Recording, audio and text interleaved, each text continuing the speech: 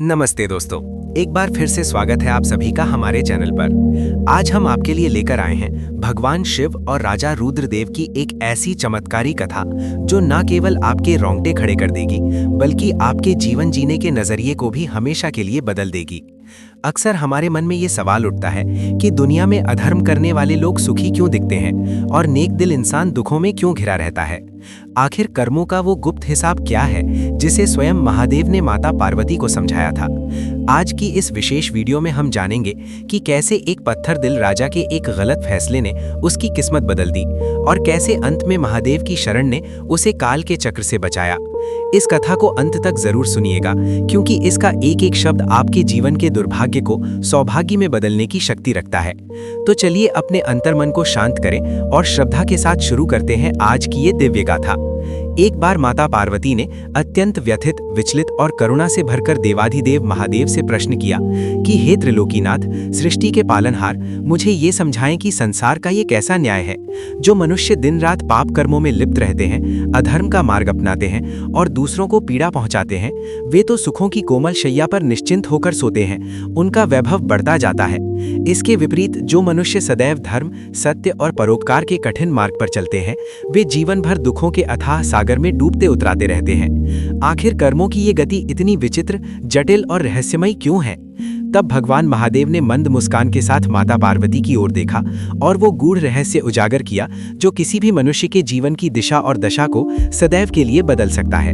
शिवजी ने समझाया कि हे देवी, संसार का नियम अटूट है। हर कर्म का एक अदृश्य बीज होता है जिसे मनुष्य स्वयं अपने हाथों से समय की उर्वर धरती पर बोता है। जैसे बीज से वृक्ष बनने में समय लगता है, वैसे ही काल चक्र के अनुसार कोई भी जीव उस बीज के फल को भोगने से बच नहीं सकता। परंतु शिव भक्ति का एक ऐसा चमत्कारी और कल्याणकारी मार्ग है जो मनुष्य के ललाट पर लिखी दुर्भाग्य की सबसे गहरी रेखाओं को भी मिटाकर परम सौभाग्य में बदल सकता है। महादेव ने कथा का विस्तार करते हुए बताया कि प्राचीन काल में उत्तर भारत की अत्यंत पावन, पवित्र और हरी भरी भूमि पर कल्याणपुर नाम का एक अत्यंत समृद्ध, शक्तिशाली और विशाल राज्य स्थित था। ये राज्य अपनी अपार धन संपत्ति, प्राकृतिक सुंदरता, वीरता और ऊंचे ऊंचे स्वर्ण जड़ित महलों के वैभव के लिए पूरे आर्यावर्त में प्रसिद्ध था। पर वहां का शासक राजा रुद्रदेव जितना शरीर से बलशाली, पराक्रमी और अजेय था, उसकी अंतरात्मा उतनी ही अहंकार के घोर अंधकार में डूबी हुई थी। राजा अत्यंत क्रूर, निर्दयी और अपनी सैन्य शक्ति के मद में अंधा था। उसे ना तो किसी के प्राणों की चिंता थी और न ही धर्म का भय। एक समय की बात है जब प्रचंड ग्रीष्म ऋतु की तपती दोपहर थी और सूर्यदेव आकाश से आग उगल रहे थे।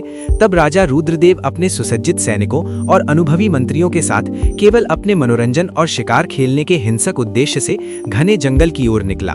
जंगल के शांत और सुलम्य वातावरण में पक्षियों का मधुर कलरव गूंज रहा था और प्रकृति अपनी अनुपम छटा बिखेर रही थी।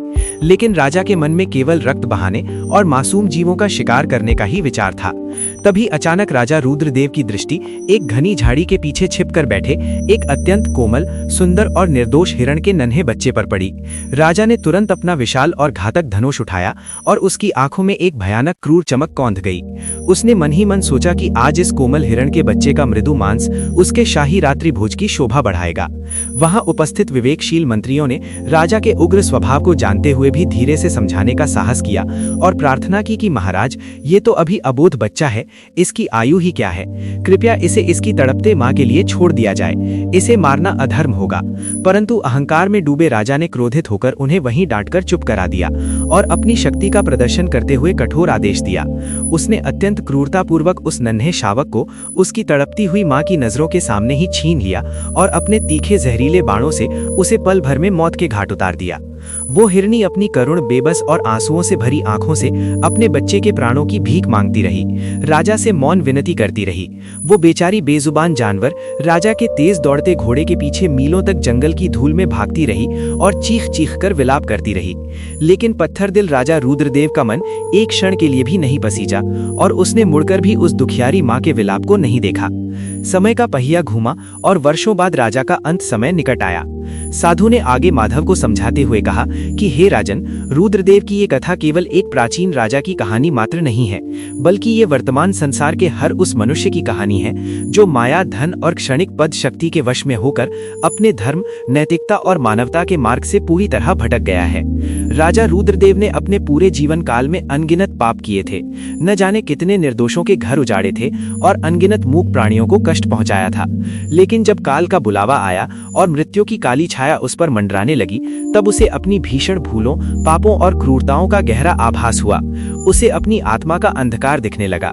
उसने अपने जीवन के अंतिम क्षणों में जो दान किया वो केवल स्वर्ण मुद्राओं, भूमि या वस्त्रों का भौतिक दान नहीं था, बल्कि वो उसके जन्मों जन्मों के संचित अहंकार, दंभ और जड़ता का दान था।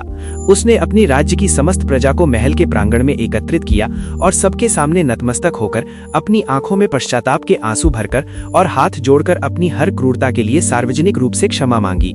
शास्त्रों में कहा गया है कि अपने पापों को स्वीकार करना और सच्चे हृदय से क्षमा मांगना संसार का सबसे कठिन और सबसे बड़ा पुण्य कर्म है।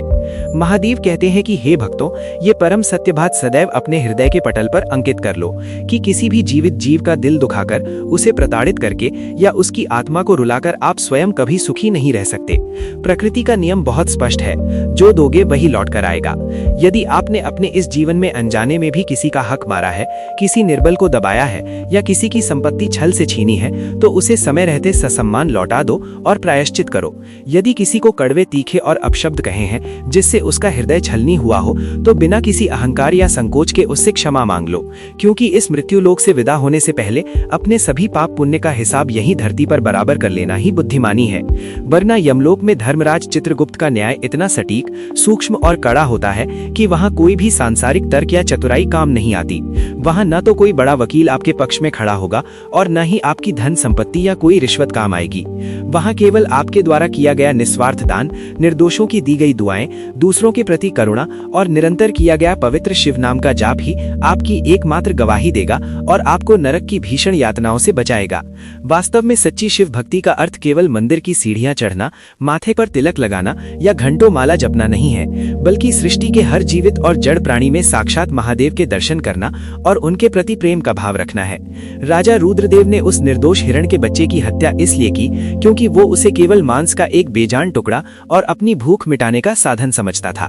यदि उसने उस नन्हे जीव की धड़कती हुई सांसों में शिव की अविनाशी चेतना और ईश्वर के अंश को देखा होता, तो उसके हाथ कभी शिकार के लिए नहीं उठते। हमें हर हाल में अपने भीतर की उस पाशविक क्रूरता और ईर्ष्या को मारना होगा और मूक पशु पक्षियों व बेसहारा लोगों पर दया का भाव रखना होगा, क्योंकि उनके भीतर भी वही एक दिव्य प्राण तत्व प्रवाहित हो रहा है जो हमारे और आपके भीतर है। ये अमूल्य मानव जीवन रेत की तरह बड़ी तेजी से समय के हाथ से फिसल रहा है। आज जो क्षण हमारे पास है वो कल नहीं होगा। राजा रुद्रदेव ने तो अंत समय में सच्चे हृदय से पश्चाताप की अग्नि में जलकर और पूर्णतः शिव की शरण लेकर शिवलोक में स्थान प्राप्त कर लिया। लेकिन उनकी ये जीवन यात्रा और कथा हम जैसे साधारण मनुष्यों के लिए एक बहुत बड़ी चेतावनी, सबक और मार्गदर्शिका है। जो लोग आज भी अपने ऊंचे पद, अकूत धन दौलत और अस्थायी सत्ता के नशे में चूर होकर अधर्म का मार्ग अपना रहे हैं, झूठ का सहारा ले रहे हैं और दीन दुखियों व गरीबों को अपने पैरों तले कुचल रहे हैं, उन्हें ये कभी नहीं भूलना चाहिए कि यमराज के भैंसे के पैरों की आहट कभी भी उनके द्वार पर सुनाई दे सकती है और उस समय केवल उनके द्वारा किए गए अच्छे कर्म और ईश्वर की कृपा ही उनका साथ देगी। इसलिए बुद्धिमान और चतुर मनुष्य वही है जो समय रहते अपने अहंकार की बलि दे दे, अहंकार का त्याग कर पूर्ण श्रद्धा से शिव की शरण में आ जाए और अपने कर्मों को सेवा और करुणा से शुद्ध कर ले, क्योंकि यही इस नश्वर और मिथ्या जीवन का एकमात्र शाश्वत, परम और अंतिम सत्य है।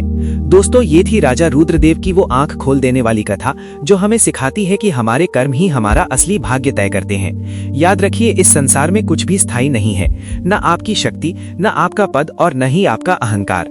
अगर आज हम किसी बेजुबान जीव या किसी मजबूर इंसान का दिल दुखाते हैं तो उसका हिसाब हमें यहीं चुकाना होगा। महादेव की शरण में वही है जो दूसरों के दुख को समझता है। उम्मीद है कि इस कथा से मिली सीख आपके जीवन में सकारात्मक बदलाव लाएगी।